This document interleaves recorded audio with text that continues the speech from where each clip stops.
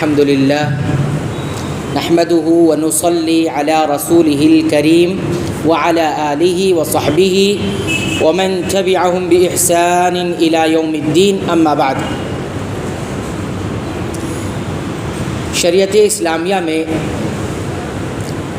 نہ صرف عبادت کرنے کا مکلف بنایا گیا ہے بلکہ عبادتوں کی سمجھ بھی ایک اہم چیز ہے اسلام کی نظر میں، کہ انسان عبادت بھی کرے اور عبادت کی سمجھ بھی حاصل کرے۔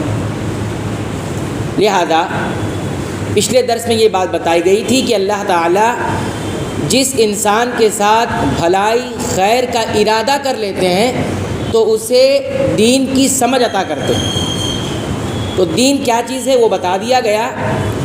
تو اسی حوالے سے ہمارے سامنے ایک عظیم مہینہ آنے والا ہے، رمضان المبارک کا مہینہ، اور اس مہینے کی ایک بڑی عبادت روزہ ہے۔ تو اسی تعلق سے انشاءاللہ ہم سلسلہ شروع کیے ہیں فقہ الصیام، روزے کی سمجھ، تاکہ ہم اس عبادت کو اچھی طرح سمجھ کر اسے انجام دے سکیں۔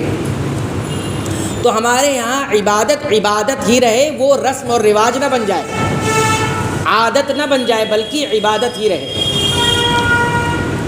تو رمضان المبارک کے مہینے میں جو عبادت انجام دی جاتی ہے اسے عام طور سے ہم لوگ روزے کا نام دیتے ہیں۔ روزہ یہ مفہوم کے لحاظ سے اس کو کہا جاتا ہے، لیکن شریعت نے اسے روزے کا نام نہیں دیا ہے، اس کو مفہوم روزے کا دیا جاتا ہے، مفہوم کے اعتبار سے، مطلب کے اعتبار سے، لیکن اس کا نام کیا ہے؟ صیام۔ عربی میں اس کو صیام کہا گیا ہے، قرآن میں اس کو صیام کہا گیا۔ اللہ تعالیٰ فرماتے ہیں یا ایھا الذین آمنوا کتب علیکم الصیام، ایمان والو تم پر صیام فرض کیے گئے ہیں، جس کو ہم روزہ کہتے ہیں۔ تو روزہ بھی کہہ دیا، کوئی حرج کی بات نہیں ہے، لیکن اصل نام یاد رہنا چاہیے تاکہ روزے کا کچھ اور مطلب کوئی اور نہ بتا دے۔ تو صیام کہتے ہیں، جو جمع کا صیغہ ہے، اور واحد اس کی کیا آتی ہے؟ صوم آتی ہے۔ تو ہم اس لفظ کو سمجھتے ہیں یہ کیا ہے۔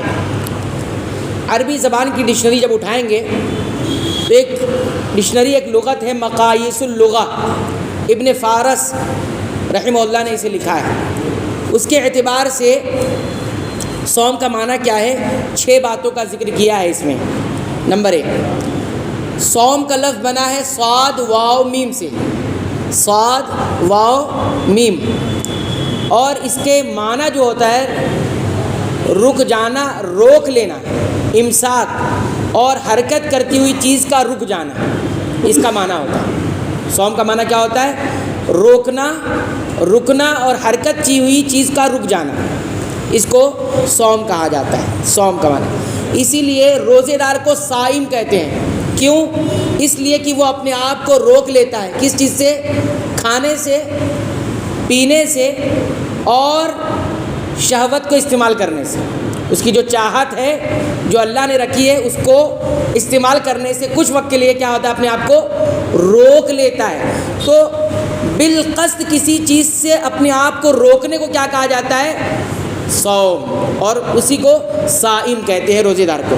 پہلا معنی ہو گیا۔ دوسرا معنی، انسان بولنے سے اپنے آپ کو روک لے تو اس کو بھی صوم کہا جاتا ہے۔ یعنی میں بات نہیں کروں گا، کلام نہیں کروں گا، بولوں گا نہیں، تو اس کو بھی کیا کہا جاتا ہے؟ صوم کہا جاتا ہے۔ قرآن میں اس کی دلیل موجود ہے، سورہ مریم پڑھیے، آیت نمبر 26۔ حضرت مریم علیہ السلام نے نظر مان لی تھی۔ کیا کہا تھا؟ انی نذرت للرحمن صوما، میں نے نظر مان لی ہے رحمان کے لیے، کیا؟ صوما، روزے کی۔ کون سا روزہ؟ کہ خاموش رہوں گی، بولوں گی نہیں۔ تو دیکھیے رکنے کا معنی آیا کہ نہیں؟ روک لیا اپنے آپ کو، کس چیز سے؟ بات کرنے سے، کلام کرنے سے۔ تو یہ دوسرا معنی ہو گیا۔ تیسرا معنی صوم کا کیا ہوتا ہے؟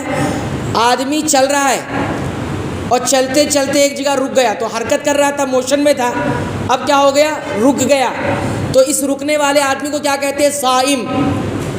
کھڑے والے آدمی کو کیا کہتے ہیں عربی زبان میں؟ ہر کھڑے ہوئے کو صائم نہیں کہیں گے، چلتے چلتے چلتے موشن میں تھا، حرکت میں تھا، اب رک گیا تو اس کو کیا کہتے ہیں؟ صائم رک گیا. اس لیے عربی شاعر کہتا ہے خیل صیام و خیل غیر صائمۃ. کچھ گھوڑے تو چل رہے ہیں اور کچھ گھوڑے رکے ہوئے کھڑے ہوئے ہیں. تو گھوڑے میں حرکت ہوتی ہے, چلتا رہتا ہے, لیکن جب رک جاتا ہے, سکون ٹھہر جاتا ہے, تو کیا بولتے ہیں؟ خیل صیام, رکنے والے گھوڑے. ٹھیک ہے, تیسرا معنی ہو گیا. چوتھا معنی, ہوا چلتے رہتی ہے اور ہوا رک جاتی ہے.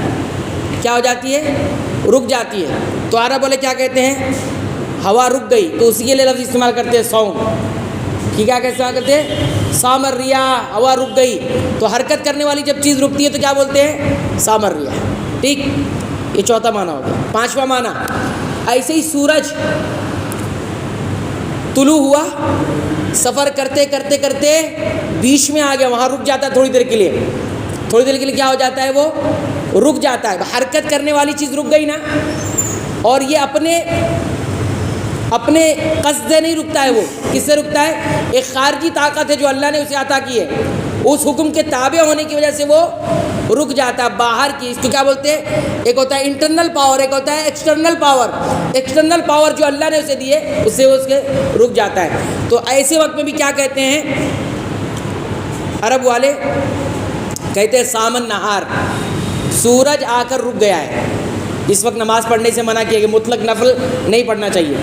تو یہ حرکت کی ہوئی چیز رک گئی, اس کو کیا کہا جاتا ہے؟ سامن نہار. یا بالکل دن برابر ہو جائے تو اس وقت بھی عرب والے کیا کہتے تھے؟ سامن نہار. آئی بات سمجھ میں اتنی؟ یہ پانچواں معنی ہو گیا. چھٹا معنی دیکھیے, گھوڑے لوگ چلتے ہیں نا, اور چلتے ہوئے جب تھک جاتے ہیں اور ان کو ایک جگہ لے جا کے روک دیا جاتا ہے, تو اس جگہ کو کیا کہتے ہیں؟ مسام الفرس. کیا کہتے ہیں؟ مسام الفرس. فرس گھوڑے کو کہتے ہیں, اور مسام اسی سوم سے بنا ہوا ہے, سواد سے. تو جو رکنے کی جگہ ہوتی ہے, ٹھہرنے کی جگہ ان کی, جہاں وہ آرام کرنے کے لیے ان کو باندھ دیا جاتا ہے, رکھ دیا جاتا ہے, تو اس کو مسام الفرس کہتے ہیں.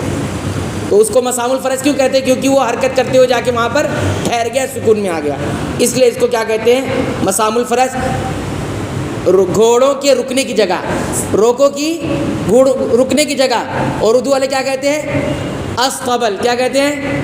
کیا کہتے ہیں؟ استبل کہتے ہیں, استبل کہتے ہیں.